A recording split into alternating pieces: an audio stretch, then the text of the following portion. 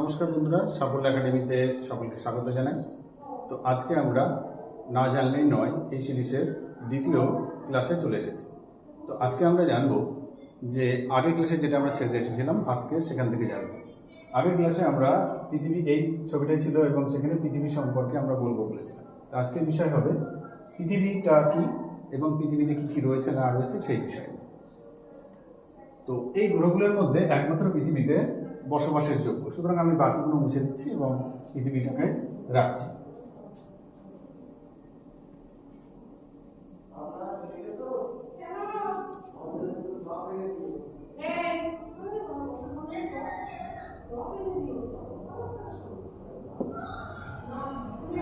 আমরা ছোটবেলা থেকে শুনে এসেছি যে পৃথিবীর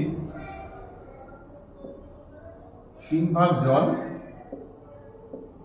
এবং 1 ভাগ স্থল। এই যে 3 ভাগ জল এবং 1 ভাগ স্থল, যারা মহাদেশ মহাসাগর সম্পর্কে একদমই ধারণা তাদের জন্য এটা ভীষণ ইম্পর্টেন্ট। এই জল বলতে আমরা মহাসাগরকে বোঝাই। মহাসাগরের ভিতরে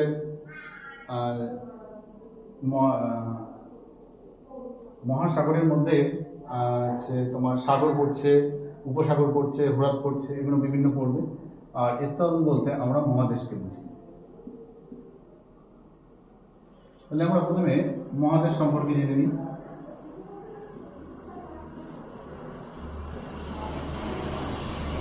যেটি 1 ভাগ পৃথিবীতে রয়েছে মহাদেশ।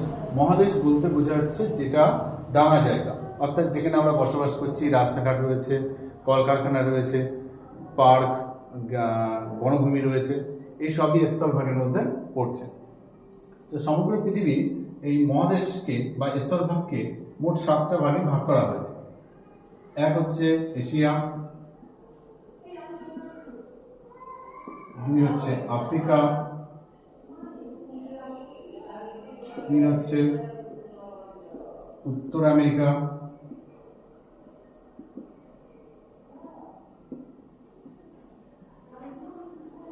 4 হচ্ছে দক্ষিণ আমেরিকা,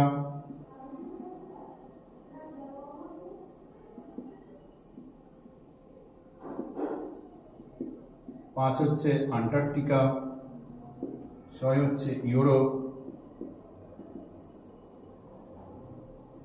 এবং 7 হচ্ছে অস্ট্রেলিয়া বা ওশিয়ানিয়া।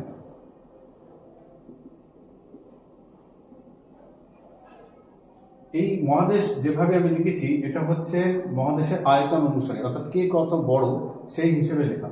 অর্থাৎ এইভাবে যদি কেউ মুখস্থ করে তাহলে তার পরীক্ষায় প্রবলেম হবে না যে কোনটি বড় এবং কোনটি ছোট। তাহলে এশিয়া হলো সবচেয়ে বৃহত্তম মহাদেশ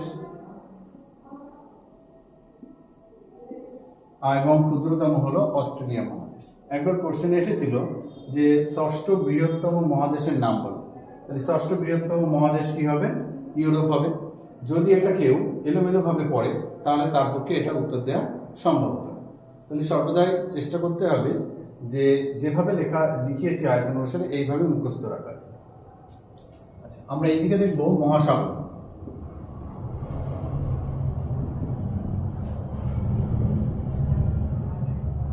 পৃথিবীতে মহাসাগরকে 5টি ভাগে ভাগ করা হয়। প্রশান্ত মহাসাগর, 2 আছে আটলান্টিক মহাসাগর,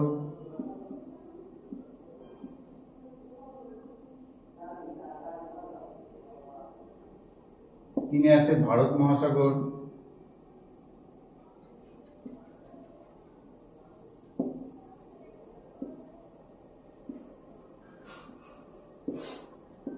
4 আয়তন অনুসারে আছে দক্ষিণ বা সুমেরু মহাসাগর,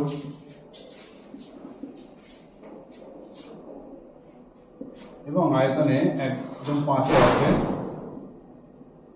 সুমেরু উত্তর বা সুমেরু মহাসাগর। মহাসাগরের ক্ষেত্রেও আয়তন অনুসারে লেখা হয়েছে, মানে সব থেকে বৃহত্তম মহাসাগরের নাম কি? প্রশান্ত মহাসাগর। এবং সব থেকে ক্ষুদ্র হলো উত্তর মহাসাগর বা সুমেরু মহাসাগর। তো এইভাবে সবাই মুখস্থ করে রাখলে তাহলে আমাদের বুঝতে সুবিধা হবে মহাসাগর কি আর মহাদেশ। তাহলে ওভারঅল মহাদেশ বলতে আমরা বোঝাবো স্থলভাগকে, আর মহাসাগর বলতে আমরা বোঝাবো যেটি জলভাগ আছে পৃথিবীতে। জলভাগের পরিমাণ সব থেকে বেশি, কারণ 3 ভাগ আছে আমাদের জল আর মাত্র 1 ভাগ আছে স্থল, যেটা আমরা মহাদেশ বলে পরিচিত। এই স্থল ভাগেই আমাদের বসবাস, যেখানে এত সাম্রাজ্য এত কিছু রয়েছে, সব কিছু এই স্থল ভাগের মধ্যে রয়েছে। আচ্ছা, আমরা যেহেতু বাস করি এশিয়া মহাদেশে, ঠিক আছে, তাহলে পরবর্তী ক্লাসে আমরা এশিয়া মহাদেশ সম্পর্কে জানবো এবং তার ডিটেলস দেখব। তাহলে দেখা হচ্ছে পরের কোনো ভিডিওতে। সবাই ভালো থাকবেন, সুস্থ থাকবেন।